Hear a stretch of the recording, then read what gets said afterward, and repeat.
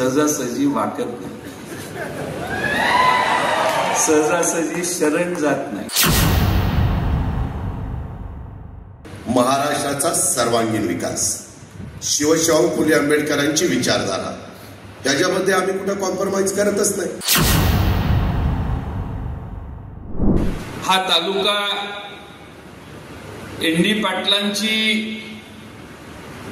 जी प्रवृत्ती होती, जी पर्सनॅलिटी होती, ती वाळवे तालुक्याचा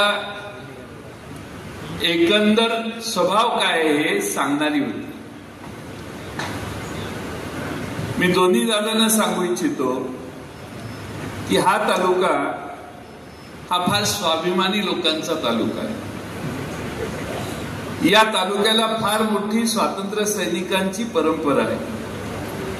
क्रांतिसिंह नाना पाटील याच तालुक्यातले, नागनाथ नायकवडी याच तालुक्यातले, बाबूजी पाटणकर याच तालुक्यातले, बर्डे गुरुजी याच तालुक्यातले, पांडू मास्तर देखील याच तालुक्यातले नवे, अशी असंख्य यादी मोठी आहे की ज्यांनी ब्रिटिशांशी संघर्ष करताना कधीही माघार घेतली नाही. या तालुक्याचं हे सगळ्यात मोठं वैशिष्ट्य आहे.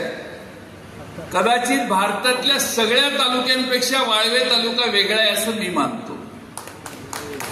तुम्हाला असा तालुका सापडणार नाही की ज्याच्यात लढवाई प्रवृत्ती आहे, लढण्याची मानसिकता आहे. लढाई करायची असेल तर ती शेवटपर्यंत निकराने करायची, हे आयुष्याच्या शेवटपर्यंत एन.डी. पाटील सरांनी दाखवून दिलं. हा या तालुक्याचा आदर्श आहे आणि म्हणून हा आमच्या तालुक्याचा प्रॉब्लेम पण आहे. सहजासहजी वाकत नाही, सहजासहजी शरण जात नाही. लढाई करायची असेल तर ती करताना कितीही फंदफितुरी झाली तरी जे आहे त्यांच्या बरोबर घेऊन लढायचं, हे एन.डी. पाटलांपासून सगळ्या स्वातंत्र्य सैनिकांनी आम्हाला शिकवलेलं. हा प्रॉब्लेम आहे आणि हे आमचं वाळवे तालुक्याचं स्वाभिमानाचं केंद्र पण आहे. आमच्या महायुतीमध्ये आहे. मी कधी तुमच्या कुणावर टीका टापणी केली? काय कारण आहे? तुम्ही तुमच्या विचाराने चाललं, मी माझ्या विचाराने चाललो आणि शेवटी आपल्याला साध्य काय करायचंय?